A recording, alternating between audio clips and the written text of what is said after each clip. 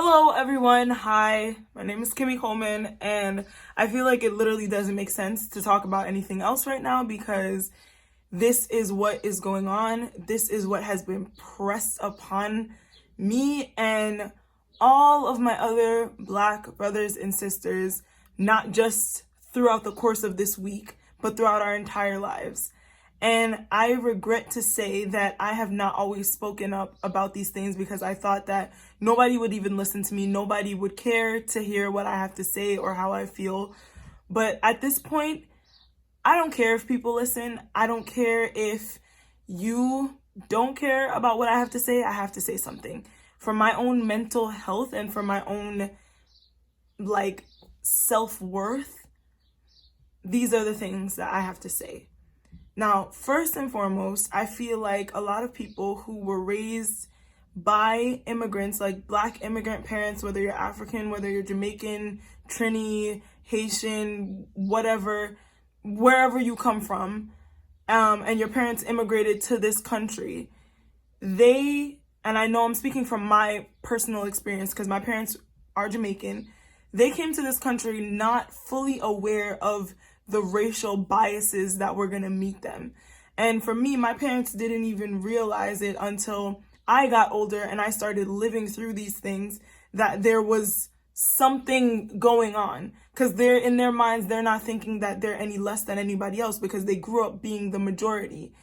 So I have seen a lot of people, Black people that are Jamaican or from whatever other descent, whether other West Indian descent, try to differentiate themselves from Black Americans. Like, not realizing that once you are in this country, you are a Black American. No police officer, no white supremacist is gonna be like, oh, you come from a small island? Oh, you're from Africa? Oh, you are still Black American and American in their eyes. So it frustrates me to see people focusing on the behavior of Black people in situations with police officers or in situations with white supremacists and telling them that they should curb their behavior or they shouldn't act that way. And if they didn't act that way, then maybe the things that are happening to them would not happen.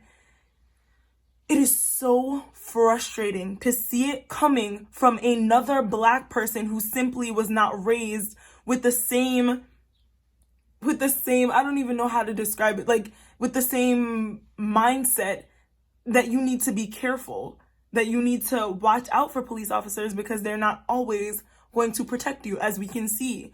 So for Black people that are watching this, even if you are Dominican and you're Black, you're Puerto Rican and you're Black, I'm talking about my Afro Latinas, my Africans that are coming straight from Africa, Jamaicans, Haitians, West Indian people that are Black. If you came to this country and you are raising children in America, you need to be aware. You need to go sign a petition. You need to do something because it is not just on us to figure it out by ourselves. We need our parents and our aunties and our uncles and everyone else to stand up with us.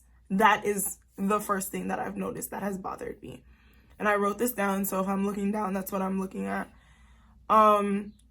And then to people that were raised in America, Black people that were raised in America, and you may have been raised in white spaces like I was, and have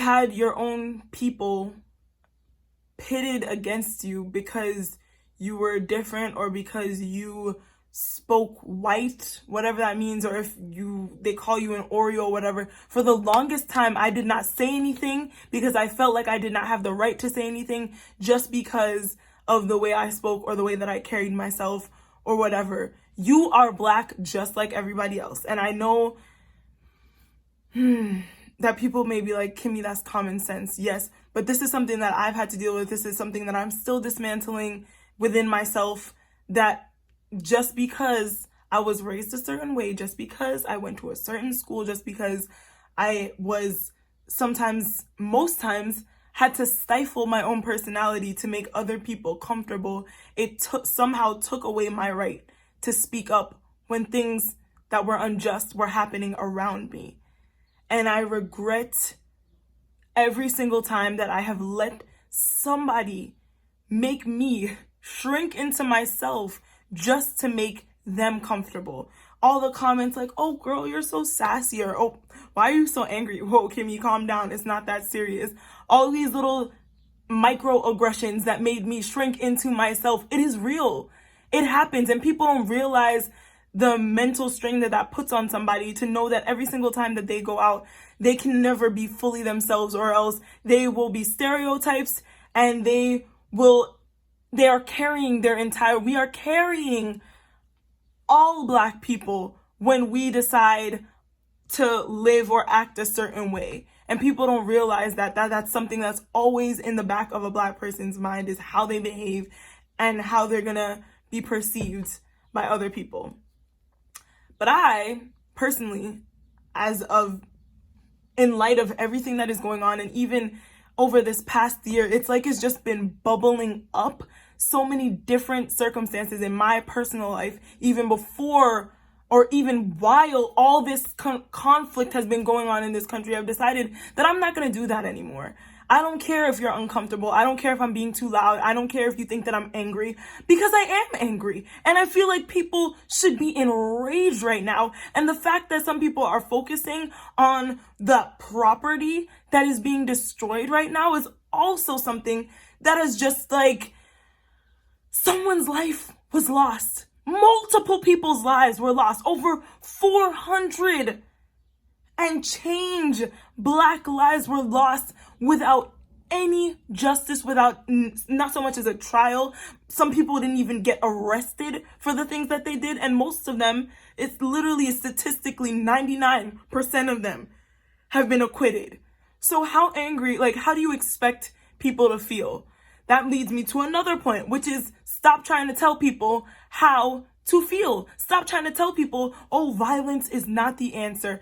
I personally do not believe that violence is the answer, but if somebody else is angry and that is the way that they are taking it out on the world, then leave them alone.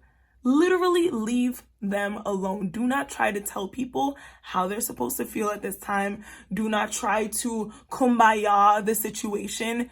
I'm specifically speaking to people of color, non-Black people of color, and white people. Like, now is not your time, boo. You've had your time in the sun. Leave people alone. And we've already seen that most of these riots, most of this looting, and most of things being caught on fire have been started either by undercover police officers or by white people who just enjoy this. I don't even know what's happening with y'all. Y'all enjoy this chaos that's going on. I've literally seen people in Joker costumes acting like this is the end of the Joker. This is not your time. This is not your time. You need to realize, if you want to be an ally, you want to stand up with Black people, you need to understand that Black people are getting blamed for all the things that you're looting, for all the windows that you're destroying, the things that you're smashing. So if you are a white person at these protests, or a non-Black person of color, and you see these things going on, if you're really an ally, then you would step in and tell them to stop. Because Black people are the ones that are getting blamed in the media all over, even though there is video proof of these undercover cops, and literally sometimes they're not even undercover, in full uniform, vandalizing, breaking things up. I saw a video of police officers in Chicago vandalizing and mashing up their own car just so that Black people could get blamed. So if you're really an ally, then step up in those ways. Lastly, to my white friends, my non-Black POC friends, and I understand that it's coming from a place where you guys love me and you appreciate me, and I understand that, but I don't need a text message. I don't need you sending me that you are praying for me or you're with me or whatever. I need to see action. I appreciate that you're taking the time out of your day to even reach out to me and see if I'm okay, but honestly, the way that I feel is like you are using me and using this text message and using this time that you're taking out of your day to send this text to me as a way of proving to yourself that you're not racist, or proving to yourself that, look, I sent this text, I'm reaching out, I'm doing my part. And if that's the only thing, I appreciate it, but if that's the only thing that you're doing, boo, you need to step up. You need to do more than that. So seeing people send me those, I'm like, thank you, but my family is fine. We are enjoying being Black. We are happily Black. This has been going on for a long time, and we have had to process this and move on and figure out ways of what we can do, donate, sign petitions. We've been doing the work. So now it's your turn to do something other than send me a text. Period. And some of you, I see y'all. I appreciate y'all. But I mean, keep it up. Okay, so that's that. There's a lot that I've just been thinking about and going through, so just bear with me. Yeah, so also to people that are like oh, I love your energy, you're so fun, you're so goofy, da da da da da, you're so funny, blah blah blah, whatever kind things. I appreciate it, but it's so crazy to me that y'all don't even connect those parts of my personality to things that I've had to develop to make myself seem more friendly, non-threatening, blah blah blah, whatever, and think that it's just all, like, it's not always all fun and games. Like, it's time for y'all to get serious. I don't even okay, last thing. For my Christian community, my brothers and sisters in Christ, just because you pray doesn't mean that there's no action that needs to be taken. Okay? There are petitions to sign. As I said, there are places to donate to. There are bailout funds. I can put all of that in whatever what medium I decide to put this on. There's work to be done. So yes, we still need to pray. Yes, we need to connect to God. We need to cry out to him now more than ever.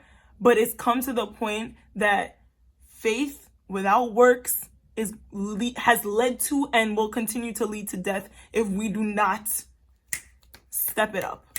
Okay? We need to step it up. As a church, as a body of Christ, we have been slacking because this has been going on for so long, and sometimes we end up pushing it to the side, or we've become desensitized to it, or we've numbed ourselves off to it. But this is the time to feel. And when you feel, yes, you pray, but you get active. Okay, so for those that are already doing all these things, for those that are speaking up, for those that are sharing posts, that are sharing information, God bless y'all. Continue to do what you are doing. But for those that have just been sitting idly by, for those that have been copying and pasting posts, we see what you are doing. We see you. And for those, worst of all, who have not said anything, those who have continued to post their little selfies and to post their, like, what they're making for dinner and, like, all these other things that seem so irrelevant, because they are. People are dying. Human life is leaving human bodies because other human beings believe that they are superior to the human beings that are dying.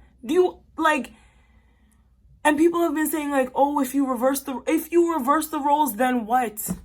Then what? It's still somebody dying.